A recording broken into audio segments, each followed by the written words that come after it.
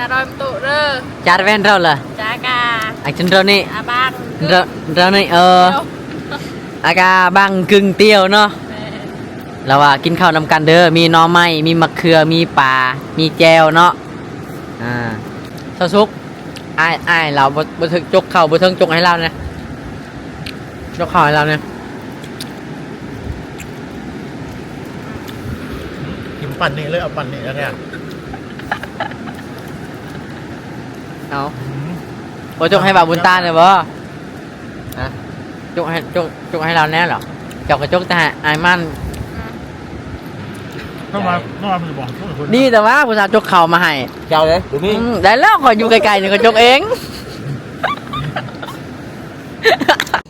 Chơi như vợ chơi đông này. Rồi về cha tên cưng. จางครึ่งกำเรอ Cả bang. จะอาบัง Chưa bỏ. เดี๋ยวบอยอันไหนดงเมยเลยเนาะเมยมันก้อนละล่ะ ขอท่าก่อนบอก โอเคพี่น้องตอนนี้เฮากะย่างมาแต่เซเนาะมาฮอดเฮือนของสาวซุกแล้วเนาะสาวซุกเนาะอันนี้คือเฮือนของน้องบ่ Men. โอ้เฮือนครัวลาวกะผู้พี่น้องเริ่มเริ่มพังหมดแล้วเนาะมุงด้วยยากคาสินะพี่น้องเนาะโอ้คือน้องน่ะเป็นลูกสาวหล่าว่าสิบ่ Men. ปู้เนาะพี่น้องออกคลิปกับบ่าวมันนี่ได้พ่อแต่ผู้สาวลูกหล่าหมดได้ทุกคนเลยเนาะว่าหน้าเสือเลยสาวลูกหล่านี่สุดหมดคือคนเลยเนาะโอ้งามหมดทุกคน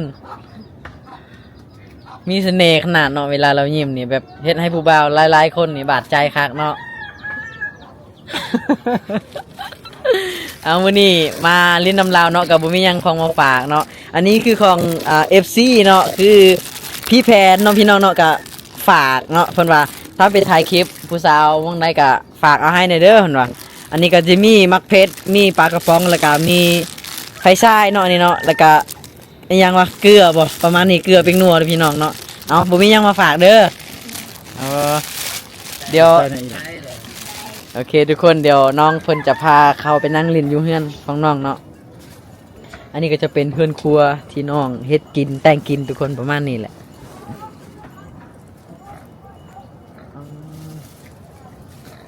เทหมดแล้วเนาะมาเฮือนเพิ่นกะอีแม่เพิ่นกะแต่งพาเข้าสู่กินเนาะอันนี้คือบรรยากาศเนาะบริเวณเฮือนของสาวสุกเนาะทุกคนเนาะนี่เฮือนซานบ้านซองก็อยู่ติดกันประมาณนี้เลยทุกคนเนาะน่าจะเป็นพ่อแม่เล่าเนาะทุกคนอันนี้คือทางในเฮือนเนาะอันนี้จะเป็นพ่อเล่าบ่อันนี้คือพ่อของน้องซุกเนาะทุกคนเนาะนี่อันนี้ก็เป็นมองดังไฟแล้วก็ตาเข่าเนาะ น้ำจะกินกับกินในหวยเลยเด้อเราอ่ะมีลาย โอ้ยเนาะ บรรยากาศในเฮือนครัวกับประมาณนี้นะทุกคนซูดอลีครับเรามาขุนฮักจนพอเลยผู้สาวจริงๆเราเห็นว่าเบิ่งผู้สาวอาบน้ำด้วยแหละเราเห็นผู้สาวร้ายแล้วก็เลยเดี๋ยวทักไปถ่ายไปก็เลยเดี๋ยวนางเอกร้อยเมียมาว่าขาดแค่อาจารย์ร้อยเมียมาประสันแม่ปุ่นน้องแต่งกินจุกกิน สาวสุกกำลังแต่งกินอาบังเนาะ แม่นอบังอะไร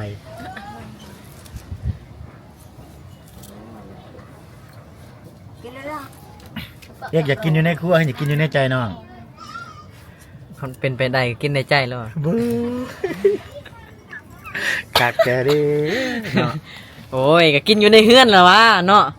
แม่นบ่สาวสุกกินข้าวเนาะก็กินในเฮือนแหละสิไปกินยังในป่ามันยากมันยุง กินอยู่แคมน้ำหมดแล้วกินแล้วกระโดดน้ำบึ้มหมดเนาะ เขากินข้าวแล้วก็ตัวน้ำเลยเนาะตัวน้ำลินเลยมื้อนี้อากาศหนาวร้ายกันเลยไปหาตัวน้ำง่ายๆเลยเนาะวิธีเราเฮ็ดกับข้าวเนาะมื้อนี้เนาะเฮ็ดแต่งกินของเรา ลินน้ำปลาแดกนี่ อันนี้คือน้ำที่น้องใส่นี่คือปลาแดกยุคใหม่เด้อทุกคนเด้อปลาแดกตาหัวเสือแม่นบอก แม่น ปลาแดกตาหัวเสือ เด้ปลาแดกเนาะ นี่ครับอันทั้งล้างเจ้าน่ะแม่นแม่บ่ Men. คนได้ผู้นี้แม่นแม่เนาะโดยสบายดีเด้อแม่เด้อโอ้ลูกสาวงามหลายเนาะ เราสลับได้เราสบายดีไม่เถาก่อนเลย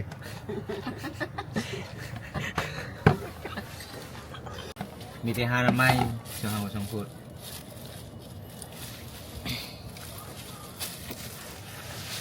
ลูกสาวลาของอีแม่เนาะกำลังแต่งกินเพิ่นสิเอาปลาเอาหยังใส่ถุงใส่เอาหน่อไม้ใส่ถุงแล้วไปกินอยู่ แคมน้ำเนาะโอ้ยเบามันนี่จังแม่นมักความยากความลำบากไอ้ลีกินน้องพากินข้าวอยู่เฮือนเพิ่นบ่อยากไปกินแคมห้วยอีกโอ้ย นี่ปลาทะเลเนาะบ้านเจ้าเนาะ เตียอุ้ยฮะ เข้าใจว่าเตี๋ยอูดดังไพ่ โอ้เตียอุ้ยเตียอุ้ยบ่แต่ว่าดังไฟบ่ ดังไพ่ ตอนนี้เราจะเอาน้องใหม่ใ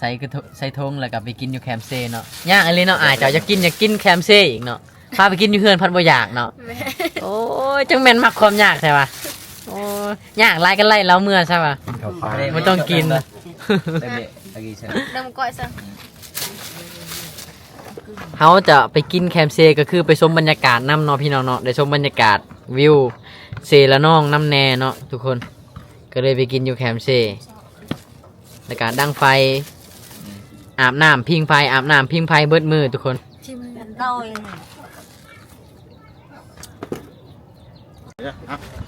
จะลงมา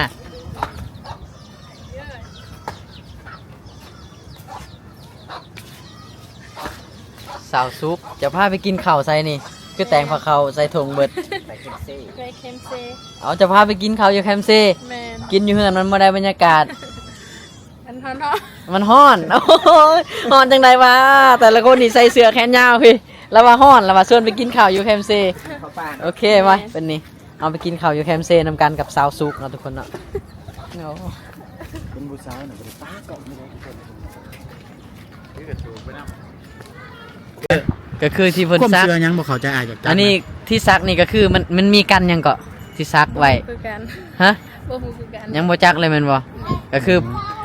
ผู้เฒ่าเพิ่นน่าจะมีความเชื่อที่ว่าซักไว้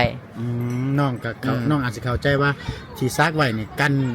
ผู้บ่าวนอกใจว่าซั่นถ้ามีผู้บ่าว อืม จริงๆความเชื่อของเพิ่นก็อาจสิ ใส่น้องซักอยู่ใส่นี่ กันผีกันหยัง น้องซักอยู่แถวใดนี่ แถวบ้าน แถวข้างนี่บ่ แม่ อ๋อในข้างกันบ่ ในมือก็ซักบ่ ซับ ซักคือกันเนาะ ผู้เฒ่าซักให้มันบ่เพิ่นเจ้าซักเอง กันผู้บ่าวมาตัวเนาะ โอ้อายุในข้างน่ะพ่อแม่ซักให้แต่อยู่ในมือน่ะซักเองแบบดึกเองเลยเนาะ แม่ โอ้เขาทาเลย บ่มีคนซักให้ก็เลยซักเอง แม่ โอ้ อาจจะได้คนซักกับบอกพี่มั่นนี่เด้อ ตอนนี้สาวซุกพาไปกินข้าวอยู่แคมเซ่เนาะทุกคนเนาะอันนี้ก็ถือถาด อันนี้ก็ถือศาสตร์เนาะทุกคนเนาะนะกินข้าวอยู่แคมเซ่เพิ่นว่าได้บรรยากาศเนาะ จับการีบ่ จ้าไปเลยเยิ่งมากระเดบ่ กาแฟจ้า แจ๊ะบ่ ได้การีจังบ่ กูมองให้มอง นี่คือวิวบรรยากาศพี่น้องเนาะอันนี้วิวบรรยากาศเซละน้องเด้อทุกคนเด้อเนาะอากาศมืดครึ้มนะก็เพราะว่าอากาศมันเริ่มหนาวแล้วทุกคนมันบดแล้วก็เริ่มหนาวมีลมพัดเย็นทุกคนเนาะนี่ถ้าผู้ใดมีแห่มีหยังนี่มาควางแห่แถวนี้เนาะวานแห่ได้ปลาเลยทุกคนเนาะนี่เนาะว้าตัวพี่น้องบรรยากาศโคตรได้เลย ตอนนี้ก็คือบ่าวบุญตานะเราเอาศาสตร์มาปูเนาะผู้สาวชวนมากินข้าวอยู่เซ่เนาะหรือว่าเราชวนผู้สาวมากินข้าวอยู่เซ่ทุกคน กิน เนาะ ข้าวปลา โอ้นี่ทุกคนเนาะเอ้าเดี๋ยวถามเนี่ยน้องคือมาซ่าที่มาซ่าอีหลีบอกพากันแวะไซนี่คือมาซ่าแท้ แวดง ฮะพากันแวะไซคือมาซ่าแท้ห้าก็มานำกันวันนี้เฮาอ้ายเพิ่นฮอดก่อนเจ้าเพิ่นฮอดตำหลังเนาะแล้วว่าแม่นได้อล่ะว่าเฮ็ดจังได๋ว่ามันแล้วว่าแม่น ฮะ ค่อยถามเราแล้วว่าแม่น น้องว่าได้ก็ แล้วว่าแม่นเหรอวะ แม่นนี่เด้นี่เด้ แม่นอีหลีเอากับข้าวมานำเนาะ แม่ อันนี้ รักปั๊บ น้องสุกบอกว่ากินข้าวอยู่เฮือนบ่ได้บรรยากาศก็เลยพาไปกินอยู่เซ่เนาะโอ้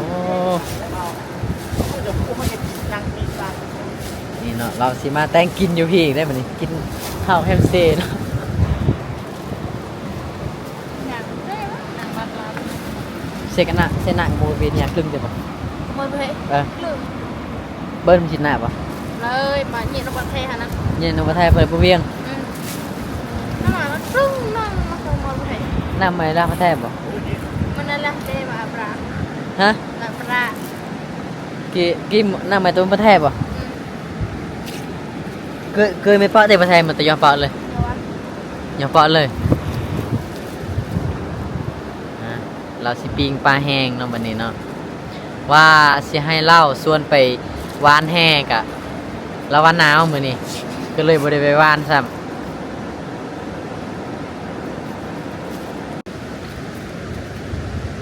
เดี๋ยวเรามาทำน้องนำกันเป็นภาษาบรูเนาะนะแบบperlu perja me be dong me bam me be dong jauhnya เป็นดงเบิ่ม be dong bam ba nah kan perlu tapi le perja lama temui ba ตะมุย maka ko er leung teh ตะเละละมาตะมุยกันนะซะ kan sa ก็คือถามเล่าว่าเจ้าเป็นผู้สาวแล้วแล้วก็ล้มผู้บ่าวแล้วเราว่าเรานอนอยู่เฮือนตัวเองเนาะถ้าเกิดว่ามีผู้บ่าวมาทางใดอย่างมาล้มก็มาปลุกอยู่เฮือนได้เนาะมาปลุกอยู่เฮือนแล้วก็ขึ้นไปล้มเลยพ่อแม่สิบ่ได้ว่าจังซี่ล้มอยู่เฮือนกัน บ่ มาล้มได้แมันบ่จังซี่เด้อทุกคนสงสัยมื้อแรงสินอนล้มผู้สาวกันบ่เราหาแนวมัดไม่เนาะมาปีงปลาเอาน้องได้ข้าวจักกระสอบปีนี้เฮ็ดให้นะ หา 5กระสอบโอ้มันสิพอกินบ่ล่ะบัดนี้ บ่พอกินแหละ บ่พอกินโอ้แล้วน้องสิหาเงินมาแต่ไสมาซื้อข้าวบัดนี้ น้องก็บ่รู้คือกัน อ๋อเอาน้องคือบ่ไปหาเฮ็ดเวียกซะ น้องก็อยากไปอยู่แต่น้องก็บ่มีเวลาสิไปน่ะ ยังบ่ทันมีเวลาไป แม่ อ๋อ เพราะว่าอีเมก็เป็นไข้ตลอด อ๋ออีแม่บ่สบาย แม่ อ๋อก็เลยต้องเบิ่งอีแม่ก่อน แม่ อ๋อถ้าเกิดว่าเพราะทางครอบครัวสบายเฮาก็ได้ไปเฮ็ดเวียกเฮ็ดงานอยู่ในเมืองเนาะ แม่ ก็คือผู้สาวบ้านน้องไล่แต่ว่าเขาเจ้าไปเฮ็ดเวียกหมดเนาะตาเราดังไฟเนาะบัดนี้เนาะเอาปิ้งปลาทุกคนตอนนี้บ่าวไทยบ้านนอกเผาบรูเนาะกะมาปิ้งปลากับสาวบรูมังกรเนาะตอนนี้เนาะอันนี้คือปลาไปง้มมาเมื่อกี้นี่เนาะง้มมาปลาบ่มีหัวมันแข็งเลยพี่น้องเนาะก็เลยปิ้งอย่างสบายแล้วเนาะไปเข้าไปปิ้งปลานำกันบัดนี้ไปทุกคนมาปิ้งปลานำกันเด้อปิ้งปลากับสาวเผาบรูมังกรเนาะสาวโสดนี่ทุกคนเบื้องเนาะผู้ที่ดังไฟก็คือบาบุต้าเนาะอันนี้เนาะทีมงานเฮาบ่ได้พ้อกันเป็นปีแล้วเกือบปีแล้วทุกคนเนาะถึงแมนซีว่าบ่ได้เดินทางนำกันแต่ว่าเห็นอยู่ไสก็มีโอกาสก็มาหากันคือเก่าทุกคนเนาะที่นี่นั่งเด้อทุกคนเด้อวันนี้เราพาไปหานางเอกเล่าวนี่เนาะสาวเผาบลูเมืองกองสาวซุกสาวโสดเนาะบ่แม่นสาวหน้าก็โสดเสียบได้อันนี้สาวโสดอีหลี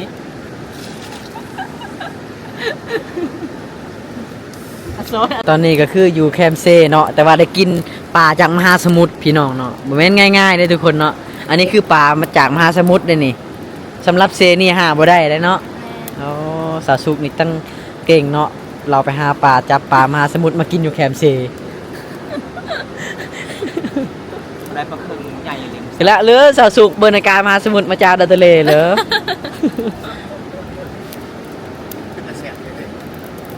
เศรษฐกิจว่าไฟเฮามันนี่มันคือบ่เป็นทานจากเถื่อสาวสุก เอา เป็น ก่อนนี้ แล้วนะ ฮะ เอาก่อน เด้อบ รรยากาศทุกคนเปลี่ยนเซแล้วเนาะขากระยอดหลายอย่างคนเลยความมือเช้านี่ ใจ ความ มันยุ่งไร จ้า สสุกกระเบื้องตาชิทา เราว่าสิได้กินปลาบ่มื้อนี้ไฟมันบ่เป็นทานจากเถื่อสิได้ปิ้งบ่พี่น้อง ดูในบริเวณ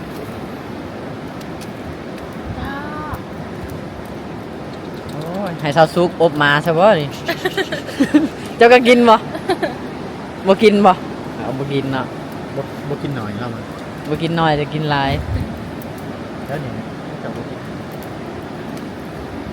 เดี๋ยวสาวสุกผู้สาวแถวนี้เขาจะเอาผัวตั้งแต่อายุจักปีแถวนี้นะ ประมาณ15-16 15 16แล้วน้องนี่18นี่สิเหลือบ่นี่ โอ้กันแหละ 18 ปีนี่กลายว่าเอาแม่นบ่ แม่ กลายว่าเอาแล้ว แต่ว่าน้องยังบ่ทันได้พ่อโอ้เฮ็ดจังได๋จังสิได้พ่อบัดนี้ โอ้โหเลยตอนนี้ นั่นแหละตัวเลือกแต่คนรอเนาะเลือกหลายโพด บ่ เจ้า ได้ น่ะ เลือกแต่เรามักแล้ว ไผบ่มักเจ้า ไปก็บ่มักน้อง ไผเห็นก็บ่มัก แม่ อ๋อ น้ำสิหลายปานนี้ หาว้าวเนาะทุกคนเนาะ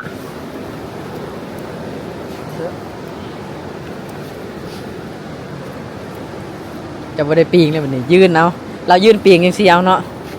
ประมาณ100ชั่วโมงยังสิได้กิน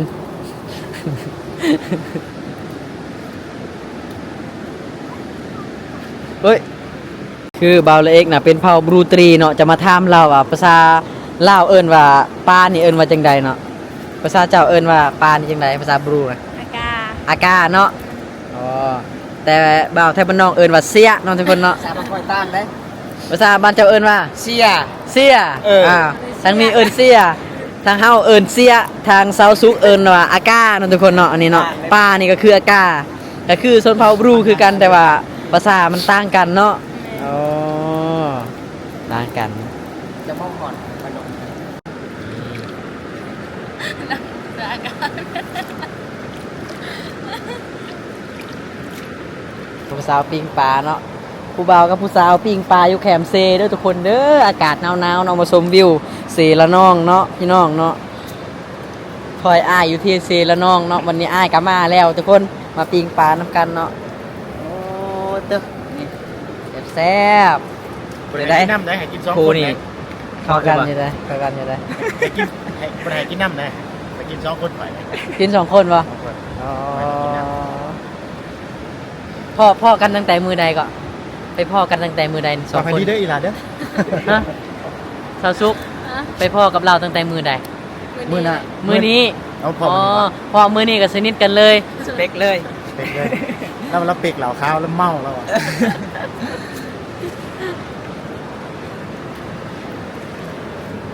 โอ้ผู้งามอันนี้สาวซุกเนาะผู้ใดเนาะเป็นคนโชคดีเนาะได้สาวซุกเป็นผู้สาวคือสิดีอยู่อากาศหนาวๆนี่เนาะสาวซุกเนาะ ก่อนคือสิอุ่นเนาะ เด้อ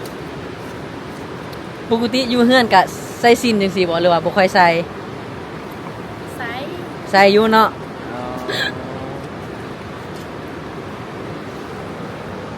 สาวซุกถามมึงอ้ายเจ้าอยู่2คนเนาะสิกินข้าวแคมเซนนี่บ่ แม่ ถามเราเบิ่งกินข้าวแคมเซบ่อ้ายถามเราเบิ่งเนาะ กินข้าวกินเซบ่ ดูกินปลาแล้ว กินข้าวสิกินแคมเซนี่บ่ นะ เขาว่าสิกินแคมเซ กินปลา ไปเฮาหิวหมดปลานี่มากินอยู่เฮือนเนาะไปสาวซุกสิหิวปลามากินอยู่เฮือนเนาะ2คนนี่เขาสิกินอยู่เซนี่เด้ เจนแบบ ไปทุกคน เดี๋ยวเนี่ยกระจายกันบ่ ปลาแล้วเนาะ เจนนะ ปลาสุกแล้วเนาะ ครับโอเค เอาไปไหน อ่า จะรอยตุเด้อ จานแว่นเราล่ะ จากา ไอ้ฉันเรานี่ อาบัง เรานี่อากาบังกึ่งเตี้ยวเนาะเราว่ากินข้าวนำกันเด้อมีหน่อไม้มีมะเขือมีปลามีแจวเนาะมาพี่น้องเนาะนี่มากินข้าวบ่าวบุญตาเนาะ มาเด้อมาเด้อ บ่าวบุญตาเผาเมืองกองเนาะแล้วก็บ่าวมั่นคนเดินทางเนาะ บรรยากาศแคมป์เซ่ เหล่ามั่นเดินทางไปหาผู้สาวเนาะผู้สาวนี่อยู่ลึกขนาดใดเราก็มาหอดได้ทุกคนเนาะ ทานอะไรคุณหมอ มากินข้าวพี่น้องไหมโอ้อยู่เซได้กินปลามหาสมุทรเนาะวันนี้สาวสุกเฮ็ดเช่นแล้ว เดี๋ยวอันเนี่ย หึ ชอบเป็นยังไง มาก็สาวสุกอ้ายเราบ่ถึงจกเข่าบ่ถึงจกให้เราเนี่ยจกเข่าให้เราเนี่ย กินปั่นนี่เลยเอาปั่นนี่แล้วเนี่ย เอาบ่จกให้บ่าวบุญตาเนี่ยบ่ฮะจกให้เราแน่เหรอเจ้าก็จกแต่อ้ายมัน ต้องมามันจะบอกทุกคน นี่แต่ว่าผู้สาวจกเข่ามาให้ เจ้าเลยดูนี่ ได้แล้วขออยู่ไกลๆนี่ก็จกเอง นางของเราเนาะบ่เจ็บตีนเลยบ่ล่ะบ่เจ็บเลยเนาะเคยนั่งแล้วมั้ยบ่เรานั่งแบบดีขนาดเลยทุกคนมื้อนี้เฮาก็ได้มีโอกาสเนาะมาหาทีมงานบ่าวบุญตาแล้วก็มาหานางเอกของเราสาวซุกเนาะทุกคนเนาะก็คือมื้อนี้ก็สาวซุกก็ได้แต่งผ้าขาวมากินอยู่แคมป์เซมว่าในบรรยากาศพี่น้องเนาะกับบรรยากาศก็สุดยอดหลายมื้อนี้แล้วก็อากาศหนาวเนาะทุกคนเนาะตอนนี้ก็กินข้าวแล้วนะมีอยู่แคมป์เซแต่ว่ากินป่ามหาสมุทรเนาะอันนี้คือป่าจากมหาสมุทรจากทะเลใหญ่เลยทุกคนเนาะ แต่กับเครือเนาะง่ายๆของกินของเศร้าพอบรูมังกรเนาะทุกคนก็คือได้ไปเบิ่งวิถีชีวิตของเราเนาะไปเบิ่งเฮือนซานของเรากะแบบน้องก็แบบอยู่แบบธรรมชาติเนาะอยู่ติดกับแคมน้ำแล้วก็เฮ็ดไร่เฮ็ดสวนอยู่พูนอยู่ดงพุ่นล่ะเนาะเนาะสุกๆเนาะจักเดือนจังสิได้มาเฮือนหลายเดือนแม่นบ่ปีนี้ได้เข้าหลายอยู่บ่พูนนะ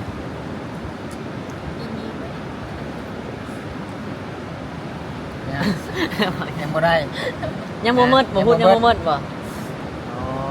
เรากำลังกันได้ ทุกคนเราอาจสิเว้าบ่ค่อยเก่งเนาะเฮาก็จะเว้าภาษาบรูใส่เนาะแล้วบอกว่า เอานี่ก่อน พูดข้าวยังบ่ทันเบิดเนาะทุกคนเนาะเขาอยู่ไฮของเรายังบ่ทันเบิดเนาะทุกคนเนาะวันนี้ก็กินข้าวนํกันพี่น้องมาชมบรรยากาศนํกันเด้อพี่น้องเด้อทุกคนเนาะ นำให้ ก็คือน้องบอกว่าในเซนี่ก็สิมีปลาหลายๆชนิดเนาะบ่ว่าจะเป็นกุ้งปลาห้อยปูเนาะมีเบิดเนาะทุกคนเนาะก็คือเฮาเมื่อกี้เนี่ยเฮาได้เว้าเรื่องห้อยเนาะก็คืออยู่ในนี้มันสิมีห้อยกาบแล้วก็ห้อยจูบเนาะแต่ว่าห้อยจูบเนี่ยก็สิเป็นหน้าแรงเนาะแล้วก็ห้อยกาบก็จะเป็นหน้าแรงเฮาจะไปหาได้ไปจับง่ายจกง่ายเนาะมันอยู่แถวทำแถวหยังเนาะโอ้สำหรับผู้ใดที่อยากกินเนาะต้องมาแล้วดูหน้าแรงดูทุกคนเด้อน้องเพิ่นจะไปหาเนาะพาไปหาสินะแล้วก็น้องเพิ่นใส่หม้องหวานแหใส่เบ็ดสอนปลาน้องเพิ่นเฮ็ดได้หมดเด้อทุกคนเนาะนี่เราบ่ได้งามแต่หน้าตาเด้อทุกคนเด้อเราหากินเก่งพร้อมเนาะเราเป็นคนฮักให้ไผบางคนก็ได้เนาะถ้าไผมักเราก็มักคือกันถ้าผู้ใดบ่มักเราก็เตะทิ่มละ เตะทิ่มลงน้ำเลยเนาะถ้าคิดจะมาตัวเราเนาะโอ้เราบอกว่าถ้าเกิดว่ามีผู้ใดมักเล่าก็ถึงสเปกเล่าแน่เราว่าค่าดองน้องบ่เอาเนาะน่า กระดอง5แสน เราบ่เอาฮอดค่าดองในทุกคนถึงสเปกเล่านี่เละจังใดจังสิได้ถึงสเปกนี่มันต้องได้เฮ็ดหยังแน่ เอากระดัง น้ำก็ดังแกเราเอาบ่พูดคือกันแล้วเนาะอย่าว่าหลายเด้อนี่ซัดซกคุมตาเจ้าเหรอพอแล้วตาในยอดเนี่ยบ่เย่ทุกคนตอนนี้ก็คือกลับมาฮอดเฮือนของน้องซุกแล้วเนาะก็ได้เห็นแม่เพิ่นกำลังหยิบเสื้อเป็นเสื้อเผาบรูมังกรเลยนี่เนาะ โดย โอ้บ่ล่างไม่เล็ดเอานี่เจ๊แน่ 200,000 200,000บ่โอ้เพิ่นขายพื้นหนึ่ง200,000เนาะอันนี้เป็นชุดเผาบรูมังกรทุกคนเนาะนี่เพิ่นจะยิ้มเอาเองจังซี่เลยทุกคนเด้อเนาะนี่งามเลยทุกคนเนาะถ้าใครอยากสนับสนุนน้องซุกเนาะ โดย หรือว่าอยากซื้อทุกคนก็ติดต่อมาได้พี่น้องเนาะเฮาก็จะไปติดต่อแล้วก็ถามซื้อนำสาวซุกได้เนาะก็จะมีเสื้อมีซินเนาะทุกคนมีเนาะตัวที่เพิ่นเฮ็ดเองเป็นเอกลักษณ์ของชนเผ่าบลูมังกรเลยเนาะกินข้าวแล้วก็กลับมาฮอดเฮือนของสาวซุกเนาะทุกคนเนาะนอนอยู่ในเฮือนหลังนี้นอนนำกันจักคนน้องซุกเสนาอย่าเบนนะ ลุง ลึงบ่มากะระมอนมากะแอมบ่โดน ไอเอ็มเบิ้ลเบิร์ดมอน เบิ้นวีระมอนเนาะเพิ่นว่านอนนำกันหลายคนเนาะเฮือนหลังนี้ แล้วบ่นอนเช้าซุกเดี๋ยวอยู่ไสซั่นอ๋ออยู่พุ่นนอนผู้เดียวอยู่ทั้งพุ่นเนาะอ๋อก็คือถ้าเกิดมีผู้บ่าวมาร่วมกับมาปลุ๊กเช้าซุกอยู่พุ่นแล้วก็มาร่วมอยู่ตาราง บอ ร่วมอยู่เฮือนเลย อันนี้คือชนเผ่ารูมังกรก็จะเป็นจังซี่เนาะอ๋อถ้าเป็นคนลาวนี่ก็บ่มีแล้วเด้อพี่น้องซีมาล้มผู้สาวแล้วก็มาปลุกอยู่บ่อนนอนแล้วก็ผู้สาวมาล้มนำเฮามีแต่ว่ามีเฟซมีเบอร์มีไลน์ติดต่อหาเขาเนาะจังสิล้มได้แต่นี่นะเฮาบ่มีเฟซบ่มีไลน์ เข้าไปเลย ครับก็คือถ้าฮู้ว่าอยู่เรือนหลังนี้มีผู้สาวก็แล้วเนาะว่าสาวสุกว่าตื่นแน่ว่าสิมาล้มจังซี่เนาะประมาณนี้เนาะประมาณนี้ทุกคนรวมกันง่ายๆเนาะก็เลยเพิ่นได้พัวกันง่ายๆสินะทุกคน แต่สาวสุกเรายังบ่ได้พอคนที่จริงใจแล้ววะยังโสดอยู่ตอนนี้คนเนาะส่วนเผ่าบรูเฮากะเวลาขึ้นเฮือนขึ้นศาลก็จะเห็นหม่องที่เพิ่นเอาไว้ผีเนาะอันนี้คือหม่องเลี้ยงผีเฮือนผีซ่านเด้อทุกคนเด้อแต่ละครอบครัวมีหมดเลยเนาะแต่ละหลังก็คือมีหมดบ่ว่าแต่เฮือนสาวสุกเนาะของชนเผ่าบรูตรีหรือว่าบรูมังกรเนาะมีคือกันเนาะทุกคน chơi như vợ cho đông này rồi hay cha tăng cưng จางครึ่งกำเริบ cả băng จะอาบัง chưa bỏ เดี๋ยวบอยอันไหนดงเมยเลยเนาะเมยมันก้อนละ ก็คือน้องเพิ่นว่าอายมาหาน้องน่ะบ่มีหยังเอาให้กินเด้อเพิ่นว่ามีแต่ว่ากินเกลือกินแจ่วกินหน่อไม้อันแหละก็อันนี้เป็นเฮือนชานของน้องก็สิประมาณนี้แหละเนาะอายก็สิมาหาอีกเทื่อหน้าก็ได้แต่ว่าหรือว่าให้มาแต่เทื่อมาหาแต่เทื่อเดียวนี่ได้ đấy ได้เนาะถ้าเกิดว่าเวลาว่างของน้องอ๋อแต่ถ้าฮอดยามเฮ็ดไร่เฮ็ดสวนแล้วก็น้องก็จะไปอยู่ไร่อยู่ภูพุ่นเนาะจะบ่ค่อยมาเฮือนอ๋อจังซี่เด้อทุกคนเนาะนี่ตอนนี้ก็กลับมาฮอดเฮือนฮอดซานแล้วโอเคสาวสุกเดี๋ยวอันอ้ายมาเยี่ยมมายามกับบ่มีหยังมาฝากมาต้อนน้องเด้อเพราะว่าอ้ายก็ คือว่าแหละซองน้อยๆ ยังบ่ทันได้มีรายได้ปานใดถ้าเกิดว่ามีคนเบิ่งไลฟ์คลิปของน้องเดี๋ยวอ้ายก็สิมาหาน้องอีกเนาะโอเคขอบใจเด้อที่ตอนหาเป็นอย่างดีขอบใจที่ตำแจ่วสู่กินแซ่บๆเนาะมื้อหน้าอย่าลืมพาอ้ายไปหาปลาหน่อยเด้อโอเคเนาะโอเคบ๊ายบาย